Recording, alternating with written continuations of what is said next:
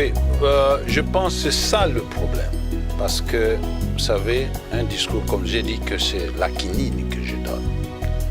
Parce que l'homme congolais est resté dans les discours de 1960, des années 60.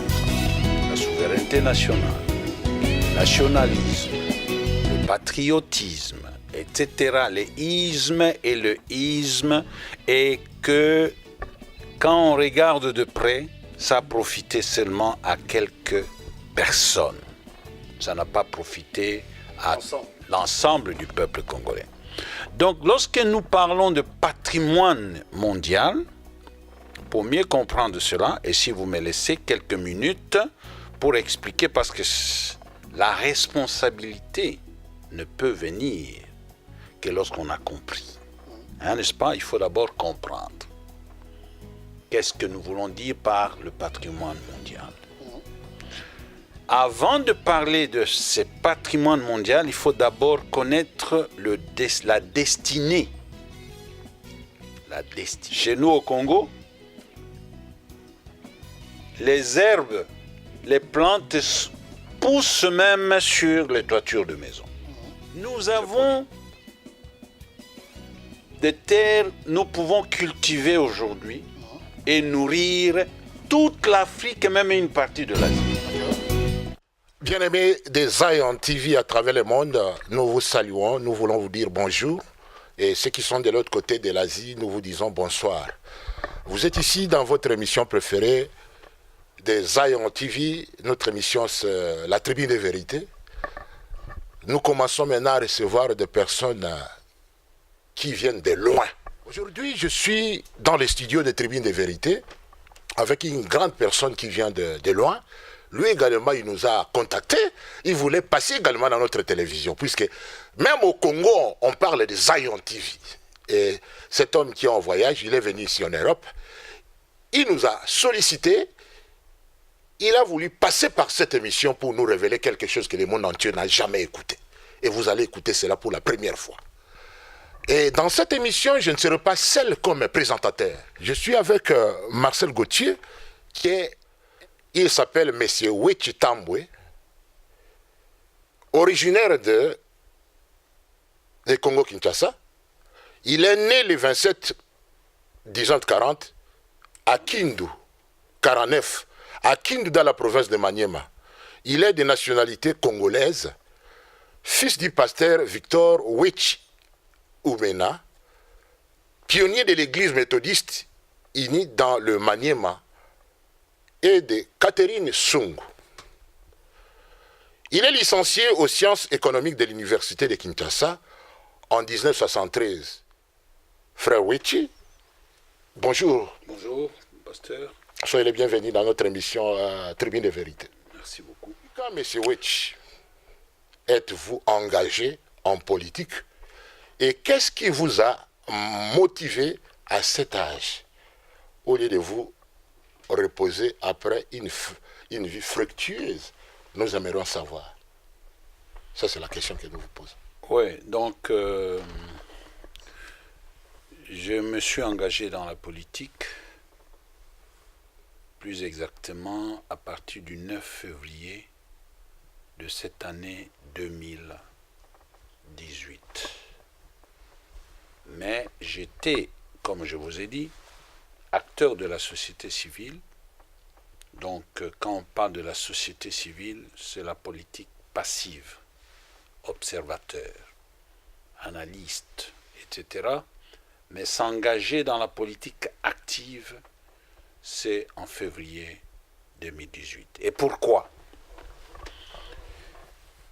D'abord, c'est parce que le pays va très mal. Très mal, ça vous le savez. On peut dire que le pays est dans le coma. Dans les comas. Parce qu'il n'y a rien qui montre que nous sommes un pays. Prenons seulement quelques exemples. Je pense que c'est l'unique pays au monde où les gens n'ont pas de carte d'identité. C'est inconcevable. Aujourd'hui, on fait circuler les cartes d'électeurs comme carte d'identité, mais ceux qui ont moins que 18 ans n'ont pas droit. C'est ainsi qu'il y a un grand désordre de nationalité dans notre pays. C'est un des rares pays au monde où il n'y a pas d'élection. Donc, ceux qui sont aujourd'hui dans la politique ne font aucun effort pour organiser des élections. Et là, je ne parle pas seulement de ceux qui sont au pouvoir, même ceux qui ne sont pas au pouvoir, mais qui sont dans l'opposition. Je prends les cas de députés, des élus, qu'on a élus depuis 2011. Il y en a qui ont fait 10 ans sans rentrer pour être réélus. Donc c'est un pays spécial. Nous avons des problèmes sérieux. L'insécurité bat son plein aujourd'hui dans notre pays. Partout, pas seulement à l'est, au centre, au sud, l'insécurité. Donc il y a un laisser-aller au point que les attributs qu'on peut dire à un État n'existent pas. Est-ce que nous pouvons laisser le pays comme ça? En lisant les livres de Néhémie, j'ai vu que Néhémie s'est levé pour aller reconstruire le temple, le mur qui était en train d'être détruit. C'est comme ça qu'en analysant en tant que membre de la société civile, qui fait de la politique passive, je me suis dit, je veux m'engager. Je vais m'engager dans la politique active. Je peux apporter tant soit peu quelques contributions pour que les choses aillent mieux dans notre pays. Il y a un grand problème de leadership dans notre pays. C'est ce qui fait que nous sommes en train de vivre ce que nous vivons aujourd'hui. Il faut que les gens se lèvent pour dire non. Ce n'est pas de cette manière que nous pouvons construire le pays. Voilà la motivation qui m'a poussé. Et c'est cette douleur-là, cette tristesse-là que je gardais dans la société civile. J'ai dit non.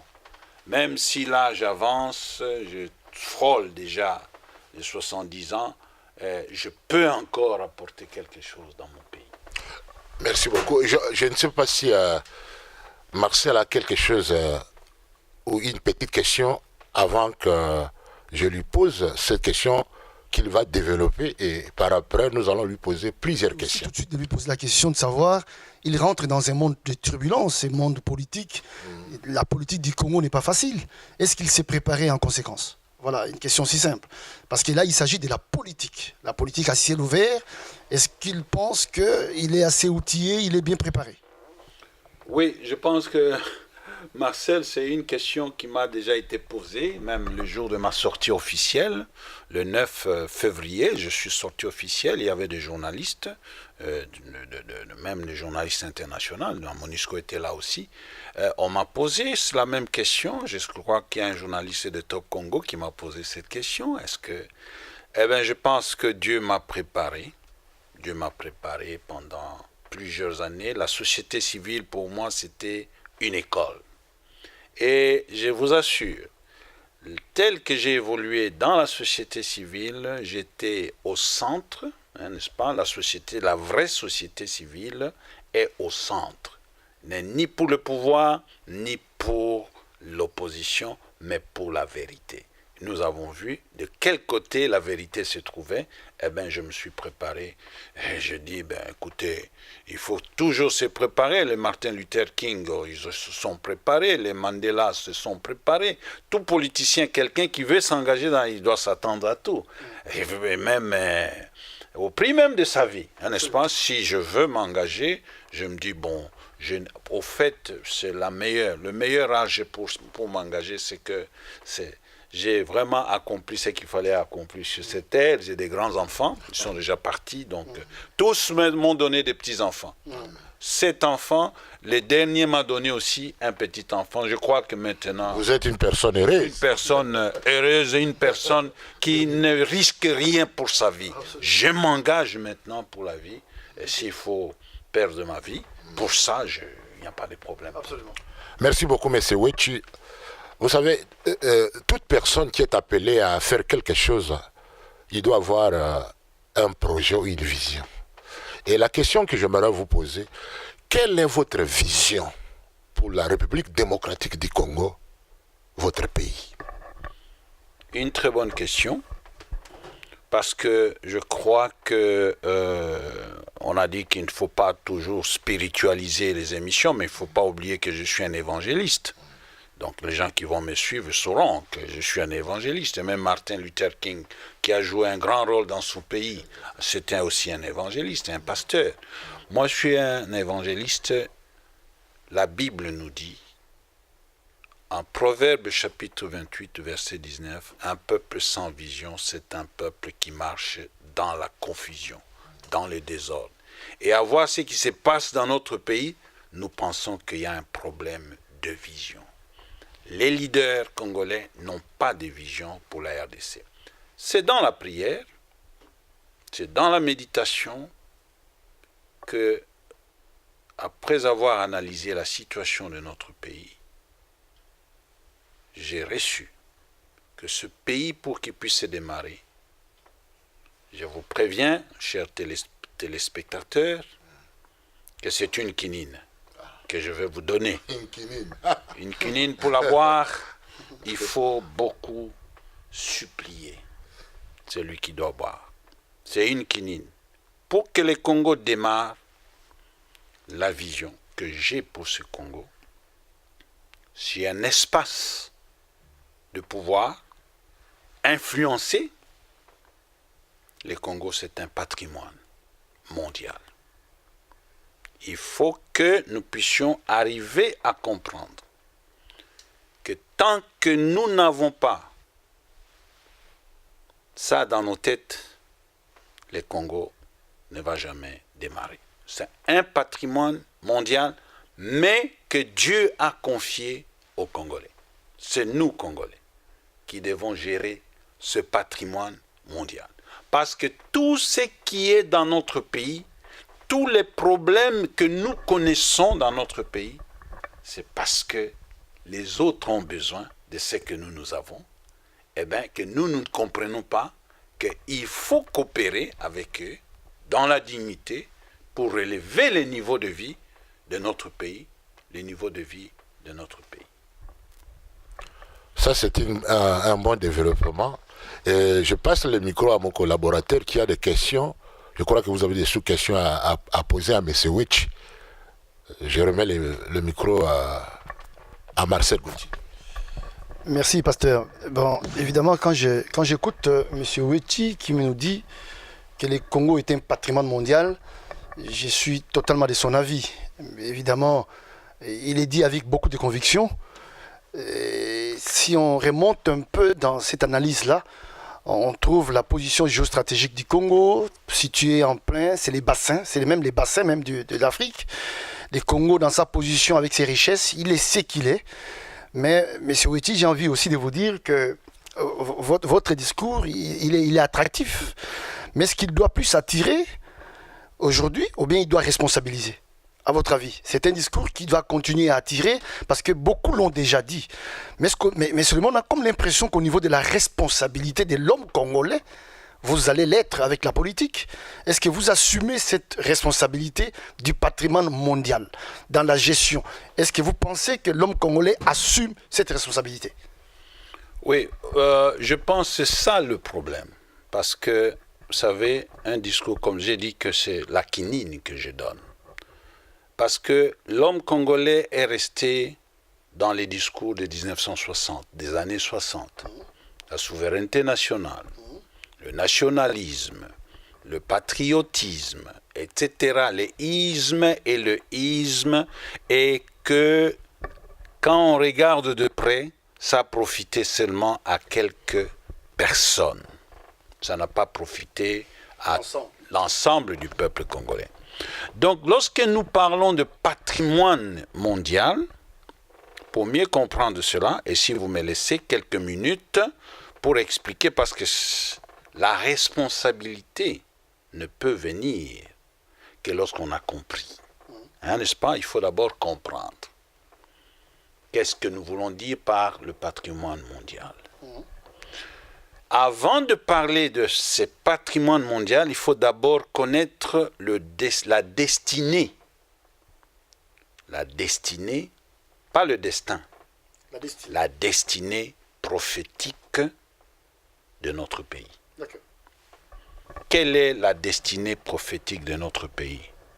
Ça peut faire l'objet de débats de plusieurs autres émissions, mais nous avons fait des recherches dans l'histoire de notre pays, dans la Bible, et nous avons reçu la révélation, n'est-ce pas?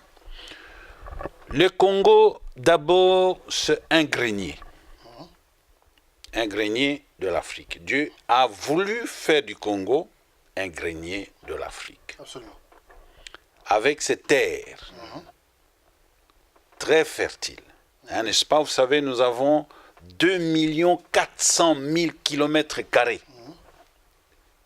Et plus de la moitié, c'est fertile. Absolument. Chez nous au Congo, les herbes, les plantes poussent même sur les toitures de maison. C'est pour dire que c'est un... Nous avons des terres, nous pouvons cultiver aujourd'hui et nourrir toute l'Afrique et même une partie de l'Asie. D'accord. Vraiment. Nous avons des lacs qui sont poissonneux. Absolument. Aujourd'hui, le Congo est parmi les grands importateurs de chinchard, qui vient même de la Namibie. D'accord. N'est-ce pas? Or, nous avons le lac Tanganyika. Le poisson meurt de vieillesse. Nous avons des savanes où nous pouvons avoir l'élevage, n'est-ce pas, les pâturages. D'accord. Mais aujourd'hui, nous sommes nourris beaucoup plus par le Rwanda, n'est-ce pas, par les pays limitrophes. Donc, le Congo peut nourrir toute l'Afrique et une partie de l'Asie. Donc, le grenier de l'Afrique. Ça, c'est connu de tout le monde. Absolument. Nous avons aujourd'hui, deuxième mission du Congo, c'est un moteur de développement. Si nous prenons seulement l'hydroélectrique de notre pays, nous pouvons donner le courant à toute l'Afrique. Avec les barrages d'Inga. Avec les barrages d'ailleurs. Il y a plusieurs années qu'aujourd'hui, jusqu'à l'Afrique du Sud, ils ont l'énergie du Congo. Les Zimbabwe, il y avait l'énergie du Congo. Le Congo-Brazzaville, avant la construction jusqu'à aujourd'hui, continue encore avec l'énergie. Le Kwaruzizi, c'est au Congo, n'est-ce pas? Vous avez le Rwanda et le Burundi, ils ont l'énergie. Donc, le Congo peut jouer un grand rôle à travers le continent. D'ailleurs, si nous prenons le rôle à venir qu'un entier, c'est un entier qui a vu dans les années avant 60. Franck Fanon a dit, l'Afrique a la forme d'un revolver dont la gâchette se trouve au Congo. Donc il y a des Africains qui ont vu les rôles que peut jouer le Congo. Absolument. Absolument. Dans les concerts de nations. Nous disons, le Congo c'est un oasis de paix. Vous savez, la paix, ce n'est pas avec le stress. Vous qui vivez ici en Europe, sur le stress. Mais aujourd'hui, pendant cette période, les gens se sont éparpillés, ils sont allés en congé, n'est-ce pas? Ils sont allés à côté de mer, à côté de ceci. Mais au Congo, nous avons des endroits touristiques que nous pouvons développer. Avec la Ruindi, par exemple, le parc de la Ruindi, qui est en train d'être détruit aujourd'hui. Le parc de Karamba, où il y avait des okapis, des carvés, tout ça, etc. Donc, nous pouvons aménager des sites pour attirer le monde entier. Absolument. Pendant des périodes comme ça, au lieu d'aller dans des mers où il n'y a plus... les Européens, les Américains peuvent venir chez nous. Donc, les Congo a ces trois missions, grenier de l'Afrique, moteur de développement, oasis de paix. Parce qu'il y a de mystères dans notre pays. Il y a le rôle que notre pays... Donc, tout ça, si nous regardons un peu les rôles aussi joués par le Congo avant, dans les années 1945, vous savez, c'est le Congo qui a permis, avec son uranium, qui a permis à ce que les Alliés puissent remporter la victoire avec Hiroshima, vous savez, contre Hitler et le Japon qui soutenait Hitler. D'accord. Donc, la destinée prophétique du Congo, on la trouve dans son histoire. Absolument, absolument. Dans l'histoire du Congo. Donc, Absolument. quand vous avez compris la destinée prophétique du Congo, quand vous avez compris les 3 mystères que je vais vous révéler, il y a 3 mystères. L'unique pays au monde qui a 9 frontières, c'est le Congo, la RDC. D'accord. Il n'y a pas un pays qui a 9 frontières. S'il y en a, vous pouvez le faire, hein, parce que nous sommes tous des chercheurs. Des chercheurs se contredisent. Moi, j'ai fait de mes recherches. Il n'y a pas un pays qui a 9 frontières. Non, je pense pas. Et tel que les frontières ont été tracées, ce n'est pas le fait du hasard. D'accord. Un deuxième mystère. Vous allez trouver le fleuve Congo. L'unique fleuve au monde. Et le deuxième fleuve en débit, parce qu'après l'Amazone, hein, n'est-ce pas? L'unique fleuve au monde qui commence au Congo, qui finit au Congo. Congo, ouais. Vous avez l'Amazone qui traverse plusieurs pays. Vous avez le Nil qui traverse. Mais il n'y a que le Congo. Mais comment on a tracé les frontières de cette manière? Est-ce que c'était le hasard et c'était la science à l'époque? Non. Je crois que c'est Dieu qui a voulu que les frontières soient tracées de cette manière. Et les Congos aujourd'hui, quand vous arrivez à Inga, c'est étonnant, c'est comme une entité. Le Congo ne sera pas divisé. Moi, je suis convaincu, le Congo ne sera pas balkanisé. D'accord. Parce que, tel que Dieu a fait les choses, je ne vois pas. Vous savez, vous avez des rivières, des ruisseaux, Oui. toutes ces eaux convergent vers le fleuve Congo. D'accord. Donc c'est comme des cellules qui sont sur la colonne vertébrale. Donc le fleuve Congo forme la colonne vertébrale de la RDC. Vous divisez la RDC, vous tuez la RDC. C'est impossible. Et puis, un autre mystère, c'est que quand le Congo est attaqué à l'Est, c'est à ce moment-là qu'on voit l'unité des Congolais. D'accord. Vrai ou faux? Parce que tous les Congolais, qu'ils soient du sud, qu'ils soient de l'est, qu'ils soient du nord, quand le Congo est attaqué, eh bien c'est tous les Congolais qui se lèvent comme un seul homme. D'accord. L'unique fois où nous voyons, les Congolais sont un. D'accord. Alors, monsieur Ouiti, Donc vous voyez, quand vous comprenez ça, Oui, je vous en prie. quand vous comprenez ça, vous dites, avec ces richesses, c'est un autre mystère. Ce sont les richesses qu'on continue à découvrir jusqu'à aujourd'hui. Oui. Hier, c'était le coltan, à l'est. Aujourd'hui, on a parlé beaucoup plus de cobalt qui existait, mais dont les cours a flambé dernièrement, au point que tout le monde s'est rué sur le cobalt.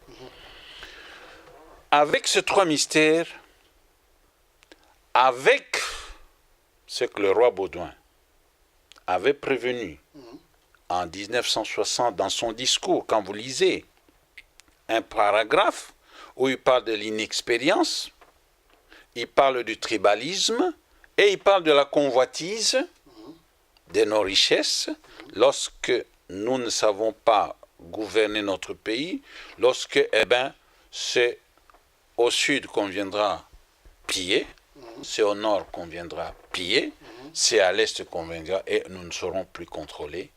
Donc, ça revient à dire que si nous nous mettons à table, si nous avons un leadership responsable, parce que vous avez parlé de la responsabilité, un leadership responsable, eh bien, nous pouvons attirer toutes ces personnes, les 5 continents, les Européens, les Américains.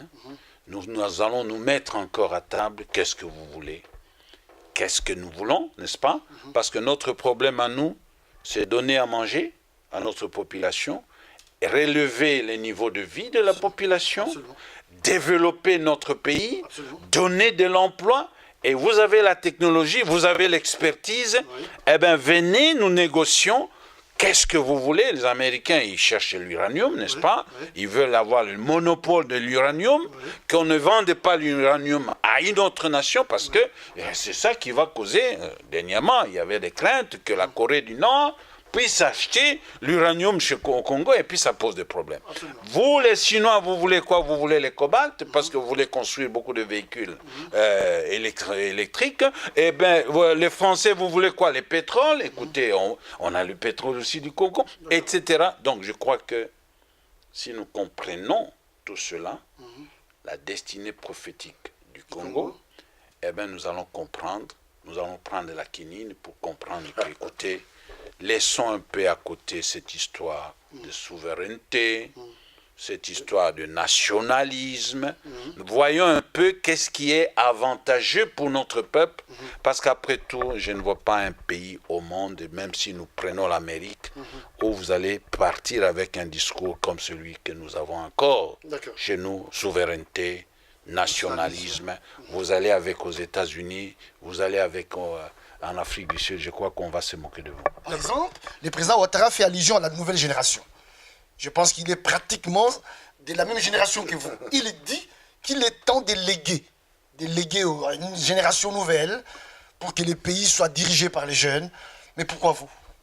Pourquoi pas les autres? Pourquoi pas les jeunes d'aujourd'hui qui sont équipés, qui sont formés, qui sont préparés? Ben, je ne sais pas, ça dépend de ce qu'on comprend par jeune. La jeunesse, ce n'est pas un problème d'âge, c'est un problème d'esprit. Vous savez, aujourd'hui, même dans notre pays, il y a ces discours-là, il faut laisser la jeunesse, mais c'est qui ont dirigé le pays depuis 1960. En 1960, Lumumba avait 35 ans. Il n'a pas eu le temps de diriger. Les Kasavubu étaient presque de même âge que Lumumba. Donc le Mobutu, le président Mobutu, ils étaient encore 30, même génération. C'est eux qui ont dirigé le pays. Mais aujourd'hui, ça fait 17 ans, 16 ans, qui ont dirigé le pays. Kabila, le président Kabila a pris le pouvoir à l'âge de 29 ans. Tous ceux qui ont dirigé avec lui, ce sont des gens qui étaient aussi dans les trentaines. Donc, où est-ce que nous sommes aujourd'hui? Ce n'est pas un problème de âge. Vous avez tel âge. Mais nous avons des pays aujourd'hui qui sont dirigés par des gens qui sont plus jeunes, plus âgés que moi. Oui. Prenons même l'Amérique. Trump aujourd'hui, il a quel âge? Plus de 70 ans. Vous avez... la France aujourd'hui, c'est un jeune qui est là, n'est-ce pas, pour la France. Mais si nous prenons les autres pays africains, Ouattara lui-même, aujourd'hui, il est en train de construire des métros dans son pays, n'est-ce pas? Je crois que vous avez suivi. Absolument. Donc, on a inauguré les problèmes. Exactement. Est-ce que vous serez d'accord, si le pasteur permet justement, parmi les dernières questions, est-ce que vous serez d'accord justement qu'il y ait une restructuration de l'appareil même exécutif, de l'appareil judiciaire, voire législatif? J'ai fait ici allusion à 500 députés dans la législature actuelle. Est-ce que le Congo a besoin de 500 députés, vous pensez? Je crois qu'il faut tout refondre. Il faut la refondation de l'État. D'accord. Je vous ai dit qu'il n'y a rien qui montre aujourd'hui que nous sommes un État. D'accord. Donc si j'ai une parcelle d'autorité, mon combat sera de refondre les choses, de recommencer, de faire table rase, de manière à ce qu'on mette les gens qu'il faut aux places qu'il faut. Je voudrais dire merci à Marcel Gauthier qui a été avec moi à conduire cette émission de la Tribune des Vérités d'aujourd'hui. Nous avions reçu un homme influent du pays, M. Wechi, qui nous a impacté, qui nous a révélé des choses qu'on ne connaissait pas. Et comme dernière question, j'aimerais savoir, puisqu'il y a beaucoup de personnes qui vous ont suivi, il y a même ceux qui vivent en Europe, en Occident, qui ont leur famille au Congo, je crois que vous allez postuler. Est-ce que vous avez besoin de l'aide? Puisque je crois que tout homme qui postule, puisqu'on ne ramasse pas l'argent, peut-être il y a quelqu'un qui aimerait te soutenir financièrement dans votre candidature. Est-ce que vous avez un numéro de téléphone? Vous avez l'adresse? Je crois qu'on va mettre également le numéro de téléphone qui va défiler dans l'écran. Mais vous-même, quelques mots pendant 2 minutes à parler à tous ces gens qui nous ont regardés pour conclure cette émission. Bon, je crois que c'est une bonne intervention, pasteur, parce que l'argent, je n'ai pas. Mais ce sont des gens comme vous, des gens de bonne volonté, qui croient en moi, qui croient en mon discours. Ce sont des gens comme ça qui me soutiennent aujourd'hui. Alors si vous êtes parmi ceux qui sont convaincus que je peux apporter tant soit peu quelque chose dans notre pays, eh bien, je crois que vous avez mon numéro de téléphone, vous avez le WhatsApp, vous avez l'email qui est là, vous pouvez nous contacter à n'importe quel moment, et puis vous avez aussi le numéro du compte, parce qu'on va afficher les comptes par lesquels vous pouvez verser. Ne croyez pas que pour donner quelque chose, il faut penser à des milliers. Non, avec un petit 100 €, 50 €, vous pouvez déjà apporter quelque chose à notre... Et en même temps, je suis aussi chargé de la mobilisation, de partenariat dans mon parti. Et aujourd'hui, on n'a pas voulu parler de parti parce que j'ai pris certaines positions qui sont tout à fait personnelles. Il ne faut pas que j'engage le parti dans quelque chose qui n'est pas peut-être dans le parti. Merci. Merci beaucoup pour cette belle émission. Nous voulons encore dire merci à tous nos téléspectateurs des Zion TV qui nous ont suivis à travers le monde. Ne manquez pas à vous abonner dans notre chaîne YouTube, puisque nous avons de très belles émissions. Et la semaine prochaine, nous allons vous présenter encore une autre émission. Et nous vous demandons de nous soutenir, à partager aux autres pour recevoir ce message que nous venons d'écouter tous ensemble. Et nous voulons vous dire tous au revoir. Bye. Merci beaucoup. Merci beaucoup. Que Dieu vous bénisse.